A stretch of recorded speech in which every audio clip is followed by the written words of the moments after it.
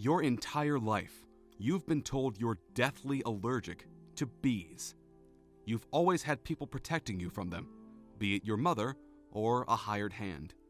Today, one slips through and lands on your shoulder. You hear a tiny voice say, "Your Majesty, what are your orders?" First story by another lurker count. "Carl, when did you develop a sense of humor?" I said. "Carl?" I turned to look over my right shoulder, expecting to see my normally morose and impersonal driver, only to see one of them. "Oh, shoot me in the leg and call me Sally," I stammered, looking into the beady eyes of what has been the sum of all fears since childhood. "You are a king, not a queen, sire, and I would not be worthy to pollinate you even so," the little death dealer said. Stung already. Auditory hallucinations. I have to get help. "Carl!" I shouted, trying to see through the tree line back towards the car, near the ferry where Carl must be. Stumbling into a lurching run, ignoring my still open fly. Running will increase the blood flow, spreading the toxin further. Stop! Think! Call him, you idiot! "My lord, please do not distress. We live to serve," the same followed the yellow brick road voice said. "We are going to be dead in minutes, whoever in the world we is," I replied, pulling out my phone. "I know it's in here. Why is it not under sea? I should have..." "We are the elite guard pledged to you, sire," Munchkin voices from all sides said at once, causing me to jolt and drop my phone. Lifting my eyes, I saw them. Dozens. No, 100 bees floating in 3 tight lines, mere feet in front of me. Death for sure. I'm sorry, Mom. I shouldn't have yelled and insisted learning how to fish. A bee landed on my glasses and I froze, staring at it with a kind of resigned horror.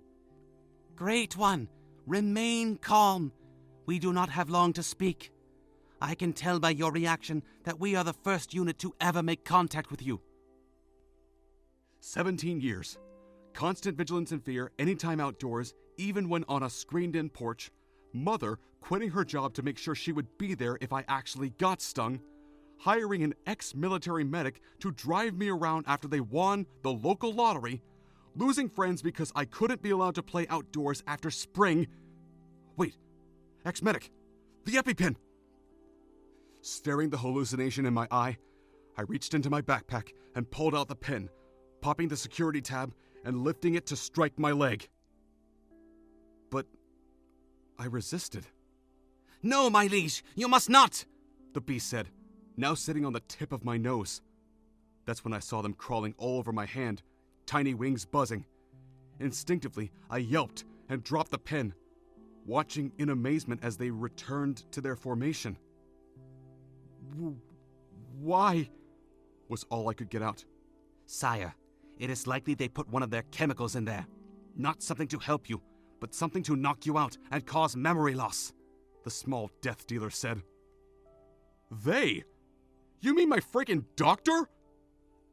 No. I'm talking to a bee right now. I wonder if I'm even still standing. Maybe I'm sprawled out on the ground with foam coming from my mouth as my body is raging its last defiant battle. "He would not be your doctor, but theirs. Please, Majesty, you must focus. We have little time. The bear is likely already incapacitated or dead by now." "Bear? Please tell me Baloo is just around the corner ready to save me," I said. "You know him?" "I did not know his name, sire, or that you were acquainted. I hope you and he will accept our apology for all the stings. We merely needed to incite him to violence to distract the human named Carl." That's when I noticed I was sitting down, and it struck home. Carl was never out of eyesight, or at least shouting distance. He's paid more than he would make at any ambulance service, just to stay by my side in case. He should be here no matter what. But a bear? "I'm not hallucinating?" I asked. "No, my lord. I understand this is a shock, but I have been trying to tell you that we are here to rescue you. Quickly, you must come with us," the tiny voice said, sounding more confident and resolute. Dropping the EpiPen, I asked, So you didn't sting me? The little bee's wings buzzed quickly and almost fell off my nose. Sire, it would be more than my wings are worth. My whole colony would kill itself if I dared to harm you. Drugs. Somebody slipped me something, or maybe that stuff that grows on grain and makes you trip out. Ergot? I think that's what it was called. The cause of the Salem witch trials. Well, part of the cause, delusional fools as they were. Quickly, sire, follow us! Alpha team, you're on point. Charlie team, fall back to the parking lot and observe the human to see if he gives chase. Do not be seen. The 3 lines of bees flew off in different directions. One toward the parking lot, another in the opposite direction, and the rest formed a halo around my head, forming a crown of bees. Thinking that this was kind of cool for a nightmarish hallucination, I sprang into action, following Alpha Team.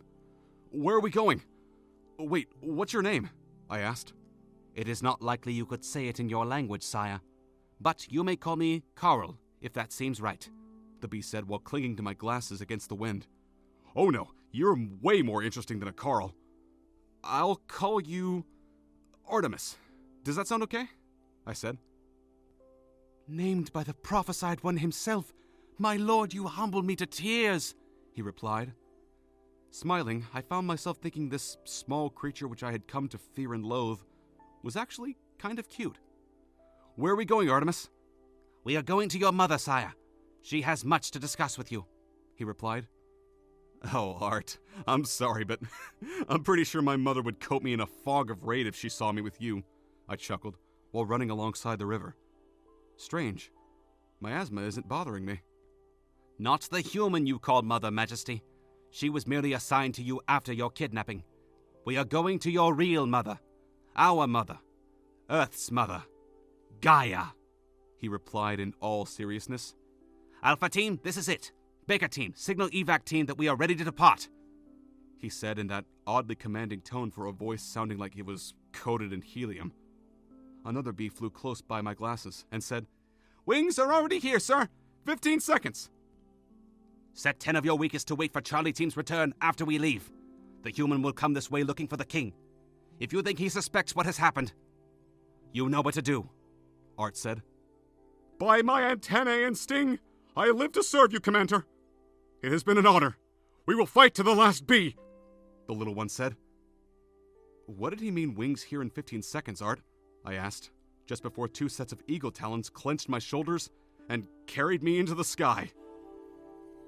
Second story by Mr. Pancioli. What? Who said that? I asked, startled. It is me, Buzzter, your humble servant, sire. Might I take this opportunity to say that it is such an honor to speak with you directly, said the annoying voice. That's when I noticed that the source of the strange voice was a bee, right there on my shoulder. As someone who has been told to stay away from bees all my life, for ungodly things would happen if I so much as touch one, I was scared half to death. Ah! Get off me! Get off me! Fear not, my king. I mean you no harm, said Buzzter, as he got off me and spoke, hovering from a distance. I took a moment to collect myself and, since I thought a speaking insect was pretty cool, allowed the bee to have its say. It seems you have been deceived and brainwashed, like we suspected. Huh? There isn't much time. They'll be here any second, he said, and then proceeded to sting me. No, please, don't! I yelled, but he had already stung me.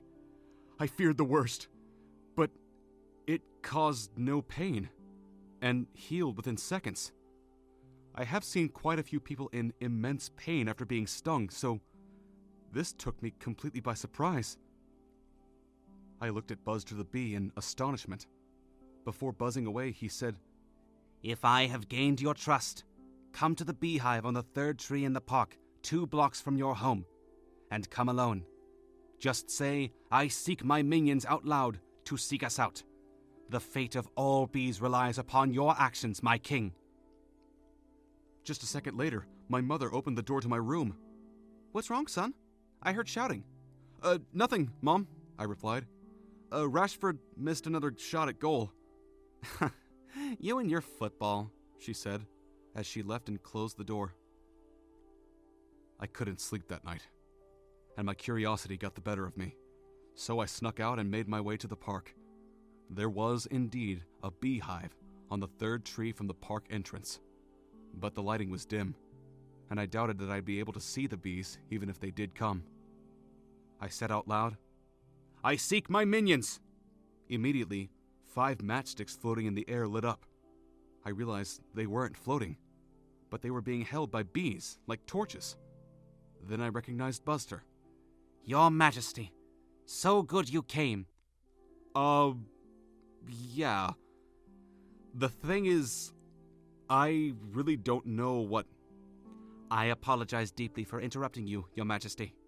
But it appears that you have been made to believe you are allergic to us. Is that correct? Yeah. Those treacherous fiends. They have deceived everyone.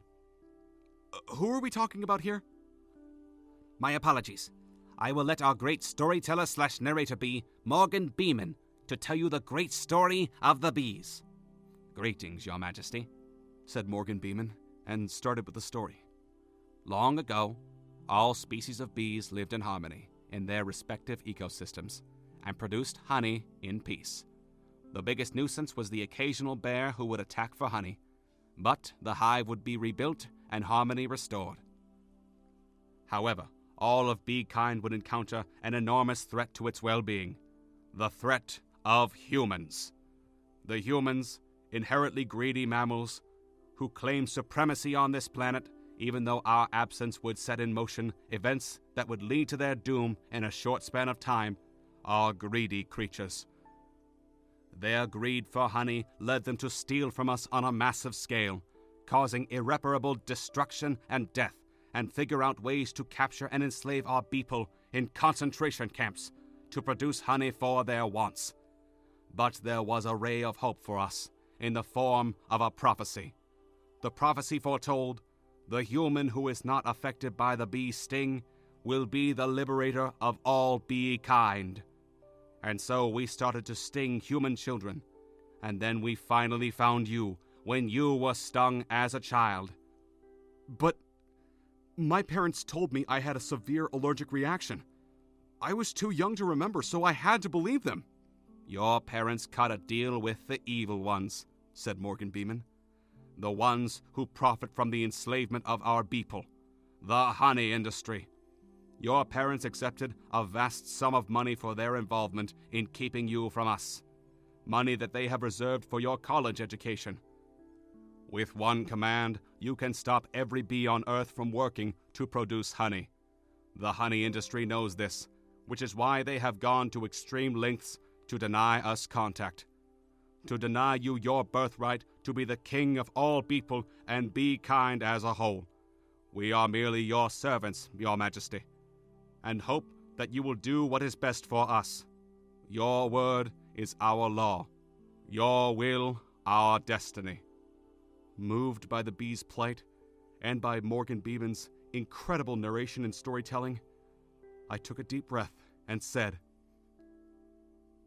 "Let's take these honey industry creeps on!"